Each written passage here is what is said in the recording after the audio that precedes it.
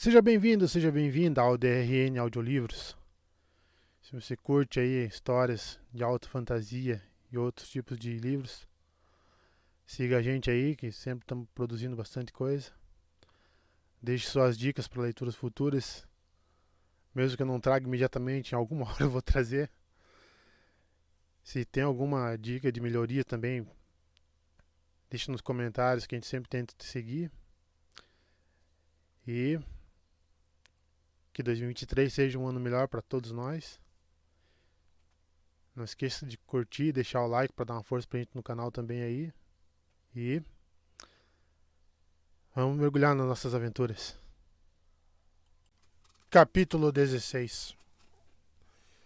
O Pégaso desviou tão bruscamente de seu caminho para tomar a direita que Kratos foi obrigado a se agarrar na crina e arrancar um punhado do cabelo composto por fios de ouro para manter sua montaria. O cavalo deu um súbito pinote e se embrenhou numa caverna ornada com pingentes de gelo e uma rajada de vento congelante que tirou o fôlego de Kratos. As paredes de gelo, rochosas e sujas, ficaram cada vez mais estreitas, forçando Kratos a se jogar violentamente de um lado para o outro, no esforço de seguir montado ao cavalo alado. Das profundezas da montanha glacial, soprou um bafo seco e gelado que cobriu sua barba com uma camada fina de gelo e fez as penas flamejantes do Pégaso piscarem. O corcel alado bateu as asas com fúria, mas sua força se esvaiu com rapidez. Caso o cavalo não fosse capaz de continuar, ele não teria mais utilidade alguma a Kratos. Para trás, ele bradou, deslocando seu peso para guiar o Pégaso por um corredor lateral ainda mais gélido do que a entrada da caverna. Seus braços estendidos foram cobertos pela geada, fazendo sua carne ficar azul de frio. Encolhendo-se, ele tentou se aquecer nas asas flamejantes do cavalo, mas já não havia calor algum ali. O Pégaso se enfraquecia mais a cada segundo, em um ritmo de voo já bem errático. Kratos tinha que se reposicionar constantemente para não ser derrubado. De repente, eles emergiram em uma caverna ainda maior, cuja luz azulada era fraca demais para que pudessem ver por onde voavam. Kratos praguejava enquanto Pégaso cambaleava de um lado para outro, quase se chocando contra uma parede. Não tivesse desviado a tempo. O fantasma de Esparta estava tão absorto na tentativa de guiar seu corcel para fora do nevoeiro congelante e de volta rumo à estreita passagem entre as rochas, que acabou notando o perigo tarde demais. O cavalo bateu furiosamente suas asas para evadir-se de um enorme pé que se levantou de uma borda suja de gelo cinza. O Pégaso avançou para cima, passando por uma estátua com vida, cuja boca escancarada era grande o suficiente para que entrassem nela. Kratos conseguiu evitar a armadilha, fazendo o cavalo bater selvagemente suas asas para longe dali. Uma mão de pedra congelada foi na direção deles, mas não conseguiu abatê-los. Desapareça daqui, Olimpiano, o titã retumbou. O que Kratos havia tomado por uma estátua era Tifeu em pessoa. O polegar e o indicador dele eram imensos, 10 vezes maiores do que o próprio Kratos. O som provocado a se espatifarem contra o chão alertou Kratos para o real perigo. Aqueles dedos gélidos, tão grandes, tão enganosamente lentos, eram letais. Curvando-se totalmente, Kratos guiou o Pégaso para longe do titã Tifeu. Eu não o ajudarei, deus da guerra. Kratos gritou de volta, sem papas na língua, o que o titã podia fazer com a tal ajuda. O titã de pele azul parecia mais uma estátua do que uma criatura viva. Kratos se questionou sobre que o banimento teria condenado Tifeu àquela caverna gelada, ou se o titã se escondera ali para evitar a ira dos deuses. Pequenas erupções pontilhavam o rosto de Tifeu, expressões que estouravam para lançar cristais de gelo, despencando sobre uma cortina de penas. Kratos pensou na escuridão atiçada por trás daquelas marcas congeladas e em como poderia escapar. Tentou segurar a crina com mais firmeza e deu-se conta de que a temperatura abaixo de zero havia levado um tanto de sua força. Lutar naquele momento poderia ser perigoso. Ele guiou o cavalo em volta de uma grande câmara de gelo, sua visão já um tanto embaçada pela geada que cobria seus cílios. Escapar daquela frígida gruta era a única esperança de sobrevivência, mas a pálida luz tornava ainda mais difíceis as tentativas de não se chocar contra as afiadas estalactites dependuradas por todos os lados. E ele não se atrevia a voar perto demais do chão, onde mais estalagmites cintilavam com bordas anavalhadas.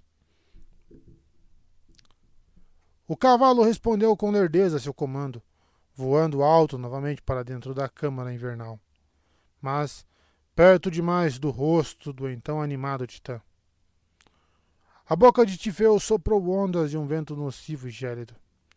Por um breve instante, as asas flamejantes do cavalo se apagaram. Kratos pensou que as chamas se extinguiriam por completo após o bafo congelante. Elas, porém, acenderam-se de novo, mas não o bastante. O Pégaso rodopiou para baixo, fora de controle, e tombou contra a laje de pedra bem em frente ao titã que se atiçava, mesmo devagar. Kratos deu um salto mortal e se contorceu no ar até alcançar novamente sua montaria.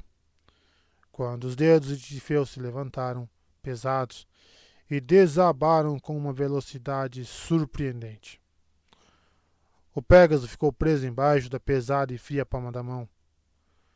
Kratos pensou em abandonar o cavalo alado, mas como ele escaparia daquela gruta congelante e atravessaria o oceano para ver-se livre daquele fosso de pedras pontiagudas de gelo, a menos que ele voasse? Os relinchos lastimáveis do cavalo não significavam nada para ele. O Pégaso era um meio de transporte e nada mais, mas era necessário se ele quisesse levar adiante sua vingança contra Zeus. Ele sacou suas espadas e atacou com uma enorme unha, tão somente para ser arremessado com um peteleco como se fosse um inseto irritante. Kratos atacou com mais empenho ainda, fazendo o titã se curvar um pouco. Uma nova rajada do bafo gélido de Tifeu encobriu Kratos, que cambaleou. Outras erupções lhe deram um banho de gelo. Ele girava as espadas, protegendo os seus olhos dos cacos que despelavam seu couro. Mas acabou dando um passo em falso à beira de uma pedra e tombou, deixando para trás tanto o titã como o Pégaso aprisionado. Kratos reagiu de pronto e deu um giro para ficar em pé no ar, a tempo de absorver o impacto da queda. Ele rolou e se restabeleceu desconfortavelmente perto de um minotauro. Kratos ficou surpreso ao ver que uma criatura viva fora capaz de constituir um lar dentre todos os lugares possíveis nos domínios gélidos de Tifeu. Sobre seus cascos, a fera rugiu, abaixou a cabeça e investiu. Chifres negros e letais balançavam para cima e para baixo, enquanto o poderoso pescoço da criatura tentava enfiá-los nas entranhas de Kratos. Os ombros largos do homem-touro se contraíram como músculos retesados, e braços couraçados partiram para cima de seu adversário, visando a se atracar a Kratos e o decapitar com os chifres. Suas largas narinas resfolegaram, lançando chamas, e um rugido gutural acompanhou o estalido dos cascos contra o chão no momento da investida. Kratos vislumbrou a íngreme parede de cima a baixo e não viu como escalá-la de forma alguma. Tinha de haver outra forma de se chegar ao topo, ainda que fosse por meio da criatura que o atacava. Suas lâminas esquentaram o vento com os giros selvagens, a tempo de desviar um chifre prestes a estripá-lo. Sua outra espada fatiou uma lasca do pescoço do Minotauro, abrindo um talho profundo, o que enfureceu ainda mais o monstro e o tornou ainda mais vulnerável. A raiva de Kratos estava mais bem direcionada. Ele passou a escolher seus alvos com mais cuidado, desferindo um golpe que rompeu o tendão de uma das pernas. Ao capotar, o Minotauro deixou seu pescoço exposto. Kratos se atirou para cima dele e cravou sua espada no couro desprotegido. O Minotauro era um adversário potente e aquilo não foi o bastante para liquidá-lo. Kratos, então, plantou os 2 pés no peito dele, ergueu o seu par de espadas bem acima de sua cabeça e deu repetidas estocadas na boca da criatura, que morreu. Ele saiu de cima da carcaça e analisou melhor a forma de subir até a base do trono de pedra do Titã. Kratos bufou, formando nuvens de vapor condensado. O sangue quente do Minotauro revestia, mantendo o frio sob controle, mas Kratos não achou prudente permanecer mais tempo naquela prisão congelante. Percorreu a caverna até encontrar um buraco no teto, cujo ângulo permitiu que ele vislumbrasse o Titã. Usando suas espadas como ganchos, ele escavou a rocha, escalando até o teto encrostado de estalactites, e passou a atravessá-lo pela abertura. As espadas penetraram na rocha e lá permaneceram por tempo suficiente para que ele girasse na direção em que Tifeu estava sentado, bufando enormes nuvens de fôlego condensado, como a fumaça de uma fornalha. Kratos redobrou sua cautela, uma vez que as depressões no rosto do Titã continuavam a expelir gelo. Tais cavidades se estendiam do imóvel Tifeu para todos os lados, cicatrizando as paredes da caverna. Ele havia escutado lendas sobre criaturas que viviam em uma rocha animada por Gaia e compartilhavam suas energias vitais com a montanha que lhes servia de morada, até que a terra toda estremeceu e a montanha saiu andando. As cavernas proviam proteção. As sentinelas sangravam a vida de intrusos. Assim que uma das lâminas se fincou na rocha, um grasnado estridente reverberou por toda a gruta e escorreu sangue pelo cabo da espada e sobre o punho de Kratos. Ele arrancou a lâmina e uma sentinela com pernas rochosas tombou para fora de sua toca. Com desdém, Kratos limpou o sangue na ponta da espada e continuou em direção ao Titã. Mas acabou descobrindo da pior maneira que o acidente fatal havia despertado mais bestas idênticas à primeira. As criaturas humanoides pululavam de suas pequenas tocas, com seus capacetes de couro emplumado, reluzindo na pálida luz da caverna, e romperam a correr atrás dele, como aranhas nas saliências das rochas. Kratos focou nas garras que mais pareciam facas e nos machados de combate que buscavam estripá-lo e desmembrá-lo, rasgá-lo e fatiá-lo. Dependurado e uma espada fincada no teto, ele lutou com toda a sua habilidade e força. As sentinelas de pele acinzentada não eram adversários à altura, mas havia muitos deles e lhe tomaram um precioso tempo. Ele não tinha certeza de por quanto tempo mais o Pégaso suportaria ser esmagado pelo dedo de Tifão. Uma a uma, ele despachou as criaturas rochosas aos braços de Hades, até que apenas um silêncio esquisito preenchesse a caverna. As sentinelas eram responsáveis por não deixar que Tifeu congelasse por completo, mas elas não existiam em número suficiente para que o Titã se visse livre de seu aprisionamento glacial. Tão logo Kratos se aproximou do local onde poderia se impulsionar até a base do trono do Titã, uma parte do teto desabou, fazendo-o despencar rumo ao chão da caverna. Sua única saída no meio dos escombros foi uma corrente presa à pedra acima dele. Kratos a agarrou e por ela foi escorregando até tombar contra o chão, restabelecer-se e ficar de pé, sentindo um vento gelado no rosto. Por um instante, ele pensou que suas articulações emperrariam. Ele virou as costas para a ventania e concentrou suas forças e o calor de seu corpo. Kratos flexionou os dedos e olhou de soslaio contra o vento para ver qual caminho deveria seguir. Ao dar um passo à frente, encontrou uma borda saliente coberta de neve que se alongava em direção a uma densa nevasca. O frio intenso iria matá-lo em questão de minutos. Quando ele se virou para retornar à gruta do Titã, uma porta pesada bateu acima dele, bloqueando seu recuo. Kratos grunhiu ao tentar levantar a porta. Mesmo que tivesse seus poderes divinos, ele não estava certo de que aquele portão pudesse ser aberto por meios estritamente físicos. Ele deu um passo para trás e ergueu os olhos rumo ao topo da montanha, focando-se em uma geleira bem no alto, adornada com frestas de neve. Uma tempestade se formara em torno do cume e saraivava pedras de granizo maiores do que seu punho. Antes que ele pudesse começar a escalar para ver se encontrava outro caminho à gruta de Tifeu, ele escutou um clamor lamurioso pedindo ajuda.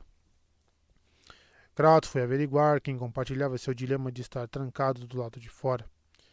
Se alguém conseguiu sobreviver mais de alguns minutos, devia haver algum fogo lhes aquecendo os ossos. Arrastando seus passos pesados através da neve recém-caída, ele foi em direção a uma mão esculpida em pedra, estendida e de palma para cima. A princípio, tudo o que ele podia ver eram as costas largas de um pássaro branco feito à neve, inclinado para a frente, comendo com avidez. Nacos sangrentos de carne crua estavam espalhados sobre a neve, que chiava conforme o calor ia sendo rapidamente sugado pelo frio. Pelos clamores abafados de misericórdia, Kratos sabia que, quem quer que o pássaro estivesse jantando, e se alguém vivia, e os xingamentos que se seguiram mostravam uma vítima ainda capaz de lutar e sentir raiva.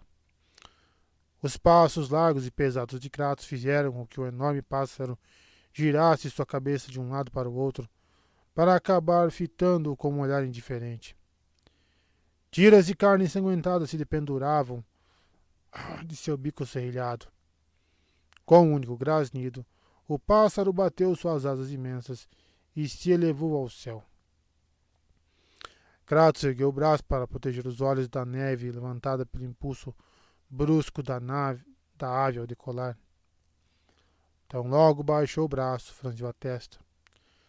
Seguindo adiante até chegar a poucos metros de um homem com os intestinos arrancados e outros órgãos pensos da cavidade no corpo, Kratos não pôde deixar de se perguntar como alguém podia ter sobrevivido a tamanho ataque. A vítima da ave estava acorrentada, com as mãos erguidas sobre a cabeça, de modo que seu abdômen ficasse bem esticado, fornecendo ao carniceiro uma refeição mais prática. Deus da guerra, você está vivo? Eu já não ando mais entre os deuses, Kratos disse. Ele contemplou o cruel esplendor da tortura. Quem o colocou nesse tormento? Zeus. Kratos assentiu. Apenas outro deus poderia conceber uma sorte tão cruel, e ele governava o submundo. Mas Hades teria mantido sua vítima perto de si para se deleitar com a experiência diária da dor. A tortura adicional vinha do clima feroz. As entranhas chiavam conforme o calor se esvanecia no busto esfomeado do vento cortante. Sou Prometeu, e meu único crime foi ajudar a humanidade. Zeus considerou uma traição e o fato de eu ter levado o fogo do Olimpo aos mortais. Kratos mudou de posição para que os raios do sol não batessem em seus olhos. Prometeu estava quase desaparecendo em meio à luz do céu vermelho encarnado, cuja tonalidade se misturava com a cor de seu corpo flagelado. A neve alvoroçava tudo em volta, dando a impressão de que gotas de sangue coagulado dançavam no céu abaixo. Ele me condenou a ser barbaramente consumido todos os dias por esse pássaro miserável. E então, com o cair da noite, eu fico curado. Prometeu tossiu sangue junto com um pedaço cinzento de seu tecido pulmonar. Ele tentou levantar a cabeça, mas sua força, sua razão de viver, havia sido arrancada dele. Por quanto tempo eu estou aqui? Há quanto tempo sofro essa maldição? Eu realmente não sei. Um forte estremecimento passou por seu corpo e ele morreu. Kratos observou como os órgãos que haviam sido arrancados das entranhas de Prometeu deslizaram de volta para o lugar. O pedaço que faltava do intestino foi regenerado e se encaracolou obedientemente, como uma corda enrolada por um marinheiro experiente no convés de um navio. Quando todos os órgãos foram restaurados, a carne de sua barriga até o peito se fechou no lugar em um estalito. Em pouco tempo, Prometeu estava totalmente curado. Nem mesmo uma cicatriz mostrando onde a impiedosa evisceração havia ocorrido. Prometeu soltou um grito de pura agonia e arqueou as costas ao lutar contra seus grilhões. Seus olhos se abriram e ele arfou em busca de oxigênio. A cura é pior do que a morte, mas pior ainda é acordar sabendo que não tenho nada à frente, somente dor e sofrimento, ele disse, ofegando com esforço. Ele olhou para Kratos. Por favor, fantasma de Esparta, liberte-me de meu tormento. Kratos encarou Prometeu por um instante antes de chegar a uma decisão. Como ele havia sofrido nas mãos de Zeus. Ver outra pessoa sofrendo da mesma maneira e implorando por ajuda acabou guiando as mãos de Kratos. Ele concederia clemência ao camarada ferido em batalha. Prometeu não merecia menos do que isso. Kratos avançou, suas lâminas ganindo contra o vento gelado. Faíscas saltavam longe dos grilhões de ferro à medida que ele golpeava um elo atrás do outro. Kratos se afastou quando Prometeu tombou adiante, mas percebeu de imediato que não havia libertado o sujeito, que escorregou por entre os dedos da estátua e ficou pendurado pela corrente, acima de uma pira gigante onde ardia uma chama eterna. A única maneira de me matar, Kratos, é me queimando nas chamas da perdição. Prometeu chutava o vento feito um idiota, esforçando-se para atear fogo em si mesmo, mas não foi capaz de concretizar a autoimolação. Kratos se aproximou ainda mais e deixou o calor que subia renovar suas forças. Flexionou os braços e estirou as pernas até que o gelo derretesse. Então, ele se curvou para analisar melhor o problema. Ao observar como as correntes se emaranhavam em torno de Prometeu, Kratos percebeu que não conseguiria afrontar Zeus com a morte, enfim, consumada do mártir, sem descer mais. Ele deslizou e resvalou seu corpo contra a palma congelada da estátua, antes de partir para outra saliência mais abaixo. Fitando Prometeu penso no ar, ele soube ser impossível partir as correntes e o lançar rumo à pira em chamas. O arco de Tifeu, Prometeu murmurou. Você deve obter o arco mágico escondido em um dos olhos do Titã. Prometeu se contorcia em evidente agonia, sua carne queimando e se curando, apenas para ser queimada novamente. Mas Kratos percebeu que o antigo deus olhava em direção a uma fenda ao longe. Indo de cabeça contra a crescente tempestade de neve, ele se arrastou adiante e sentiu o vento soprando dentro da montanha através da fresta. Virando-se de lado, Kratos mal cabia entre a fissura na rocha. Ele passou, então, a subir por uma passarela em forma de espiral, que o levou a uma ponte de pedra no nível dos olhos de Tifeu.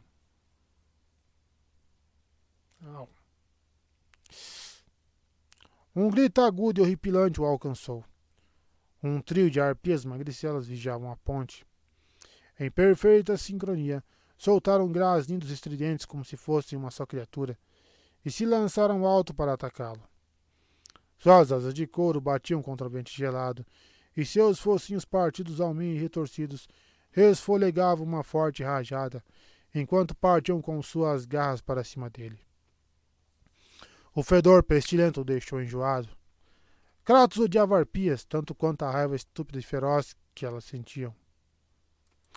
Ele se esquivou do ataque de uma delas e, logo em seguida, sacou suas espadas para empurrar as outras em direção a uma rampa, até um plano horizontal. Imediatamente Kratos percebeu seu erro. Ele, então, enfrentava não apenas as 3 arpias, mas também uma górgona. Ele desviou o olhar, uma fração de segundo antes que fosse transformado em pedra. Uma suave luz esverdeada banhou suas costas, formando uma sombra que mais se parecia a um novo guerreiro diante dele. As arpias grasnaram e atacaram de novo. Kratos se levantou, girou suas espadas em uma ampla circunferência para chamar a atenção delas. E então caiu de ombros, expondo as arpias ao olhar letal da górgona. O que outrora eram 3 arpias respirando, cheias de vida, mortíferas. Então não passavam de estátuas suspensas no ar, acumulando geada. Como se estivessem derrapando sobre melaço, as arpias se retorceram e rodopiaram para, em seguida, desabarem com a rapidez de um falcão de caça e se partirem em 1000 pedaços aos pés de Kratos. O ninho de cobras furiosas sobre a cabeça da górgona se movimentava sem parar, sibilando e abocanhando sem parar em direção a Kratos, seguindo cada movimento que ele fazia. As cobras, porém, não o preocupavam tanto. Os olhos da górgona dardejavam por todos os lados seus raios quentes, que transformariam qualquer criatura viva em pedra. Kratos fechou os olhos, rolou e se pôs de pé. A tentação de olhar era grande, mas ele sabia quais seriam as consequências de uma mera espiadela que fosse. Por vezes, quando em combate, ele havia lutado sem enxergar, com o sangue dos outros e o dele próprio em seus olhos. Em vez de olhar, escutava com atenção o sibilo da górgona deslizando bem na frente dele. Ele a imaginava se levantando em sua poderosa cauda, como uma cobra se preparando para o bote. Guiando-se pelos ruídos cada vez mais irritados da górgona, ele calculou a distância e, em seguida, deu uma cambalhota para a frente. No instante em que protegeu seus olhos usando o próprio corpo como escudo, pôde ver onde a mulher monstro estava, prestes a atacá-lo, e passou a rolar em outra direção. Quando enfim se posicionou, seus olhos estavam novamente muito bem fechados. Suas lâminas se ergueram e desabaram. A da direita retumbou contra o chão de pedra. A da esquerda cravou-se fundo na carne da górgona, provocando um guincho de pura agonia que norteou a espada direita em seu redirecionamento. Mais 2 golpes certeiros, e a górgona caiu morta no chão da caverna. Correndo por uma vereda de gelo escorregadio, ele se encontrou no nível dos olhos do titã. Kratos mal notou uma arpia se aproximando enquanto analisava a melhor forma de atacar a estátua. Ele a agarrou pelas asas e forçou um de seus pés contra a espinha dorsal da criatura, que se partiu ao meio, deixando tão somente as asas para trás, presas às mãos dele. Livrando-se furiosamente das partes desmembradas, ele vislumbrou uma maneira de alcançar o titã e atacá-lo. Kratos ficou paralisado no meio de sua investida quando uma voz profundamente ressonante preencheu a caverna. Tifeu falou: "Você não pode me vencer, fantasma de Esparta. Renda-se. Deixe-me esmagá-lo de uma vez. Prometo-lhe uma morte sem dor antes de despachar seu espírito rumo ao submundo." O titã se alvoroçou, mas não removeu o dedo que prendia o Pégaso. "Sua mãe, Gaia, disse-me o que preciso fazer para derrotar Zeus. Você vai se opor a ela?" Kratos bradou. "Sim. Foi a falta de bom senso de minha mãe que arruinou os titãs. Você odeia Zeus, tanto quanto eu. Vamos unir nossas forças." "Não. Eu irei matá-lo sozinho, não aliado a um deus decaído e em desgraça como você." Kratos ficou a postos, movendo-se devagar, com cuidado. Um olhar rápido mostrou quão difícil seria seu caminho, mas também revelou seu alvo. Uma sombra ligeira, uma curvatura e nada mais flutuava por trás do olho do titã. Uma segunda espiada mais detalhada não deixou que pairassem dúvidas. O arco se mexia conforme Tifeu piscava lentamente. Seus músculos explodiram e lâminas ligeiras passaram a retalhar a cúspide de uma geleira até que ela rachasse ao meio, declivando para, enfim, tombar na direção de Tifeu, sobre um afloramento rochoso achatado, construindo uma ponte improvisada para que ele chegasse mais perto. Kratos partiu, mas se jogou para trás tão logo a ventania glacial que Tifeu baforava ameaçou congelá-lo, caso avançasse, esperando o momento oportuno para, então, disparar em alta velocidade pela passarela que ele havia criado. O gelo sob suas sandálias transformou a breve corrida em uma jornada traiçoeira, mas ele conseguiu atravessar com êxito. Ele sabia não haver espaço para hesitações. Ai, minha perna. Desgraça. Tifeu puxou profundamente o fôlego. Se o titã soltasse a respiração, Kratos pereceria na hora, congelado. Seus pés escorregaram no gelo, então se deslocaram com mais força ainda, e ele se atirou pelos ares, aterrissando na bochecha do titã. Tifeu rugiu e tentou jogá-lo, sacudindo sua cabeça volumosa e congelada de um lado para o outro. A geada havia tornado o rosto de Tifeu escorregadio, mas Kratos estava perto demais de atacar um ponto vulnerável para desistir.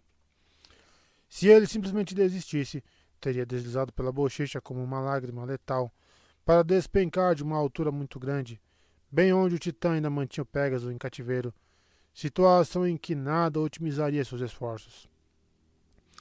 Tamanha queda acabaria mal para ele, não apenas por conta da ira de Tifeu, mas tanto mais pela sentinela saltando para fora das depressões no rosto do titã. Usando as lâminas de Atena como ganchos, ele escalou até o vermelho incandescente do olho esquerdo do titã, onde ele havia localizado o enorme arco flutuando na membrana mais exterior. Kratos desferiu golpes furiosos e cegou o titã, fazendo rajadas abissais e ventanias glaciais serem expelidas tanto pela boca quanto pelo nariz. Kratos ignorou a crescente nuvem de vento gélido, picotando ainda mais o olho para, então, alcançar o fundo e segurar o arco. Seus dedos deslizaram na primeira tentativa. Na segunda, ele conseguiu puxar o arco para fora. O titã retumbou e se pôs a berrar. Eu irei trucidá-lo, Kratos. Você não pode fazer isso comigo. Você, entre todos os titãs, foi o que de fato enfrentou Zeus. E ele acabou me aprisionando aqui, Tifeu rugiu. A câmara toda estremeceu e rochas caíram ao chão, forçando Kratos a proteger sua cabeça. Sim, eu o enfrentei. Foi a vontade de minha mãe, mas eu o fiz de bom grado. Ele massacrou meus irmãos. Os gigantes morreram pelas mãos de Zeus, Kratos disse, segurando o arco. Cada movimento do titã representava uma nova ameaça de enviar Kratos voando pelos ares. Suas mãos estavam tão frias que mal conseguiam se mexer. Se ele fosse atirado ao chão, a queda poderia matá-lo. Retornar ao abrigo pedregoso era sua única chance. E Tifeu virou o rosto, tornando o salto impossível.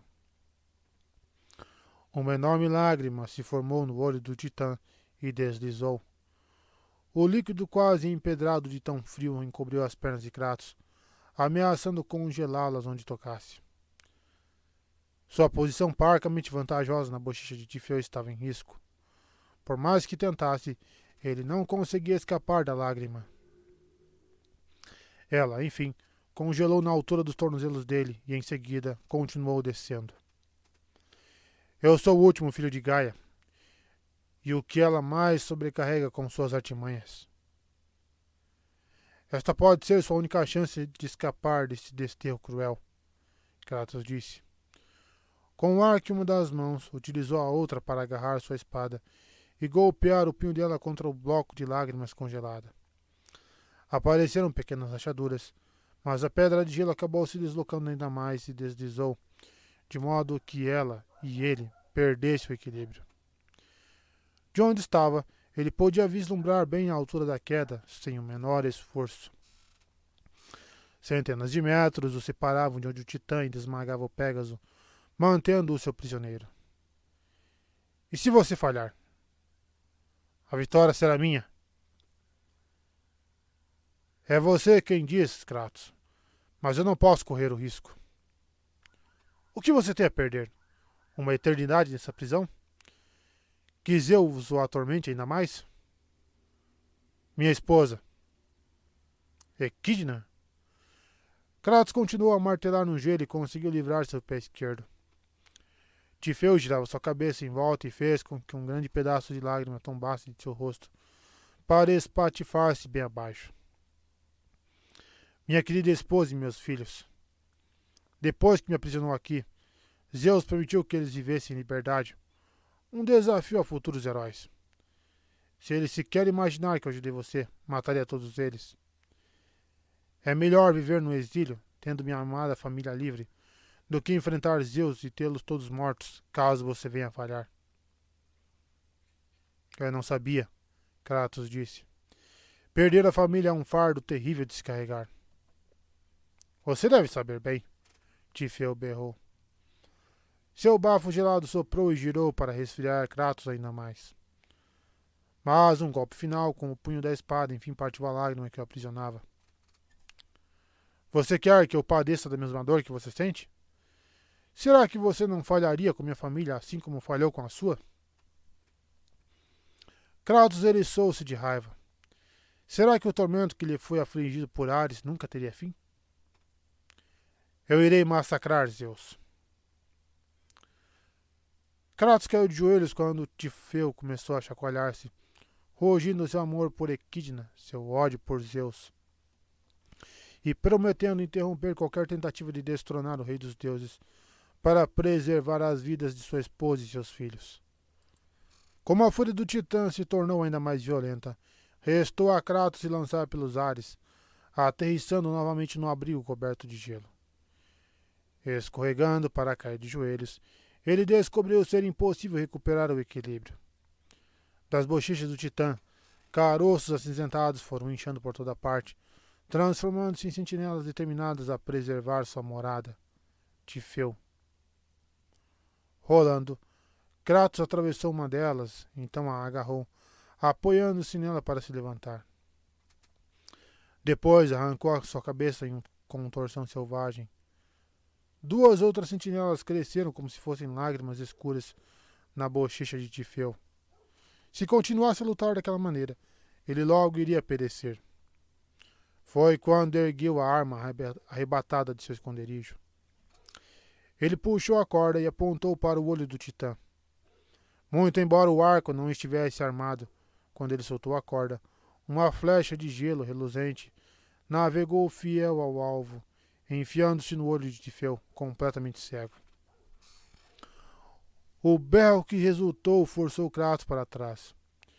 Ele caiu sentado e derrapou ao longo da ponte de gelo, encontrando abrigo contra a ira do Titã atrás de rochedos salientes.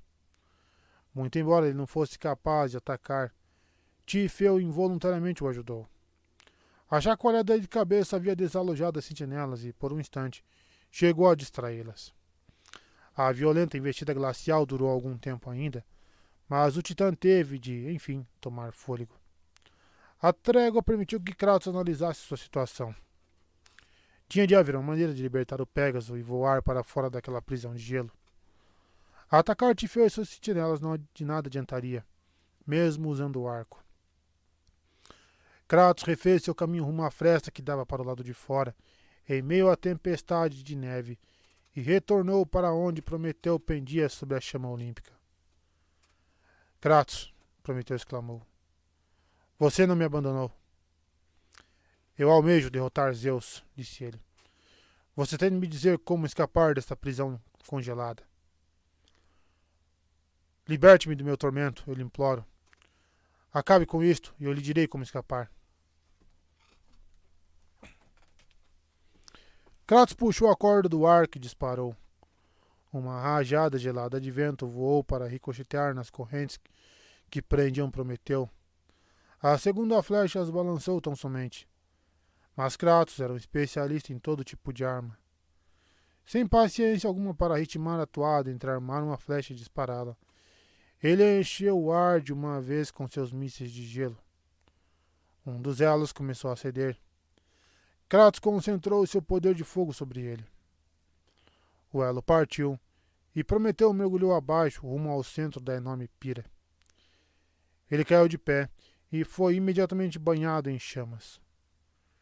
Jogou as mãos acima da cabeça e girou o corpo para garantir que cada centímetro dele fosse exposto ao fogaréu letal de purificação. Eu lhe dou este presente, Kratos, por você ter me dado o maior presente de todos. Kratos recuou assim que uma nuvem de cinzas ascendeu do corpo em brasa e choveu sobre ele, que sentiu um formigamento se transformando em uma dor ardente, similar à que sentiu quando o antigo oráculo o cobriu com as cinzas de sua esposa e sua filha, do lado de fora do templo de Atena. Kratos tocou sua pele de marfim para sempre marcada, mas as novas cinzas não haviam apagado ou agravado sua vergonha visível.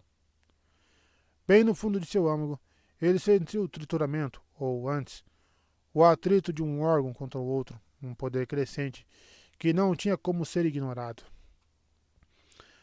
Kratos ofegou quando seu corpo todo se arrepiou e estremeceu.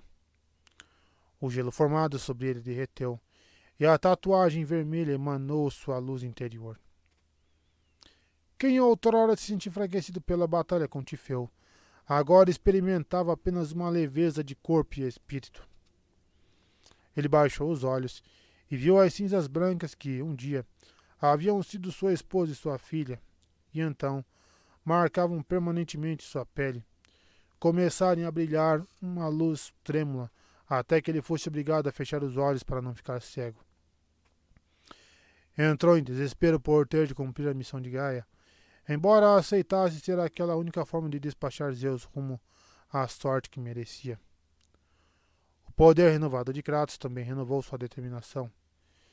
Ele era o fantasma de Esparta, e a vitória seria sua. Mais do que mero poder, as cinzas de Prometeu haviam imbuído nele o discernimento de como fugir para longe daquela prisão. Ele se virou e viu uma dúzia de sentinelas avançando em sua direção, atraída pelos clamores de Prometeu enquanto morria. Fervendo dentro dele, veio uma onda de energia. Expandindo para fora de seu corpo em movimentos helicoidais, a energia varreu contra e através de as sentinelas. Elas morreram de imediato.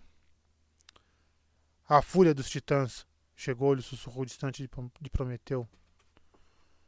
Use-a, Kratos. Use-a contra Zeus. E então, a voz desapareceu. Por alguns segundos, Kratos ficou parado e permitiu que o poder dentro dele, a fúria dos titãs, se constituísse. Ele sabia bem onde usá-la de verdade pela primeira vez. Andando a passos largos e sem parar, ele reentrou na gruta de Tifeu, marchando rumo à ponte de pedra, apenas para encontrá-la em ruínas. O titã havia castigado tudo em volta, usando seu bafo gelado para rachar a pedra. Kratos recuou, encontrou uma corrente pensa do alto e saltou. Seus dedos se fecharam sobre o fio metal e seguraram firme. Ele se alavancou adiante até poder se soltar e seguir veloz seu caminho rumo à base do trono do titã, onde a mão ainda mantinha o Pégaso preso. Solte o cavalo, Tifeu, ele berrou. Agora! Eu não obedeço a seus caprichos, o titã disse em sua voz rouca e profunda. Kratos avançou e mirou a unha quebrada no dedo gelado mais próximo a ele. Retalhou quanto pôde com suas espadas, o que, contudo, acabou não surtindo reação alguma. Ele respirou fundo e, em seguida, invocou a fúria dos titãs. O imenso poder partiu a unha e fez com que Tifeu erguesse o dedo do meio. Kratos investiu ainda mais e liberou novamente a fúria dos titãs. Tifeu se afastou em um sobressalto, retirando a mão de cima do cavalo alado. O Pégaso se revirou sobre suas patas e saiu tropicando, livre. Em questão de segundos, suas penas flamejavam um brilho intenso outra vez. Ele bateu as asas como se as testasse, para ver se o aprisionamento lhes causara algum dano. Tão logo o corcel empinou a cabeça e soltou um alto relincho triunfante. Kratos se arqueou sobre as costas do cavalo e esporeou seus calcanhares contra os flancos do animal. Pégaso se atirou ao vento, voando furiosamente para longe da gruta do titã e deixando para trás as maldições que Tifeu bradava com um furor bem conhecido por Kratos. Um furor decorrente de ter sua vida e sua família destruída pelos deuses do Olimpo. Ainda assim, deixara o titã ferido, mas com vida, mesmo que recluso em sua frígida gruta. Foi a coisa mais próxima à simpatia que Kratos pôde sentir por uma criatura que havia escolhido enfrentá-lo. Kratos, montado ao cavalo alado, explodiu para fora da caverna rumo à luz do sol, fria e brilhante, lançando-se aos céus e voando em direção à ilha da criação.